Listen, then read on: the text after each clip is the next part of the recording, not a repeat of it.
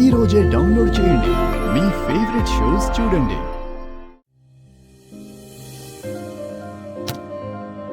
Game close.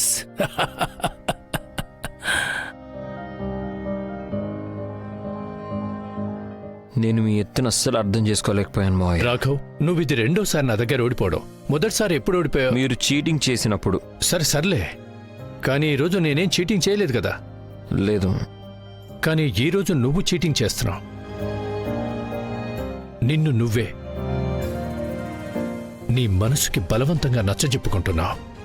నీకు నీ జీవితంలో రేఖ వద్దని చెప్పుకుంటావు. మీరు మీ గెలుపుకి వేరే అర్థాలు తీసుకుంటున్నారు మావయ్య. రేఖ నా జీవితంలో ఏమీ కాదు, కేవలం ఒక ఒప్పందం అంతే. Guarantee card type. కానీ నీ మొహం ఇంకేదో చెప్తుంది. నీ దిగులుగా ఉన్న కళ్ళు గట్టిగా అరిచి మరీ చెప్తున్నాయి. రేఖ వెళ్ళిపోవడం వల్ల నువ్వెంత బాధపడుతున్నావో.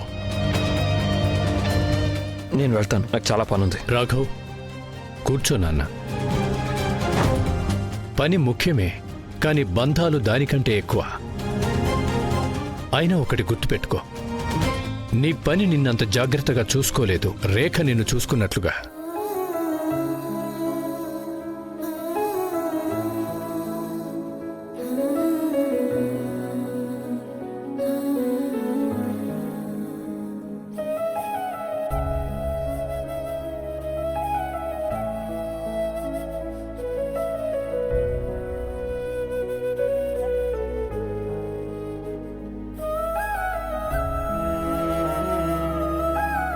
నన్ను చూసుకోవడానికి నాకు ఎవ్వరు అవసరం అక్కర్లేదు మావయ్య. అలా అంటూ రేయి పగలు నీ మనసుకి నచ్చజెప్పుకుంటున్నావు.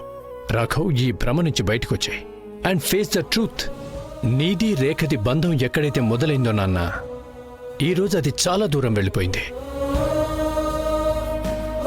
అరే ఇంకో విషయం, సముద్రం లోతెంతో అందులో మునిగితేనే అర్థమవుతుంది. ఇక బంధాల లోతు వాటి నుంచి బయటపడ్డాకే తెలుస్తుంది.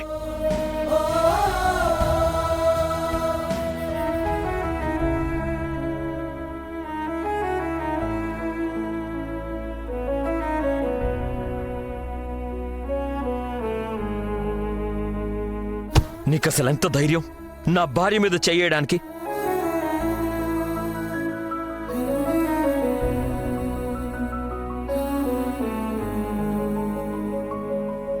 నువ్వు అడిగావు కదా నేను నీకు ఏమవుతాను అని. సో ఈ రోజు నుంచి మన ఇద్దరం ఫ్రెండ్స్ రేఖ.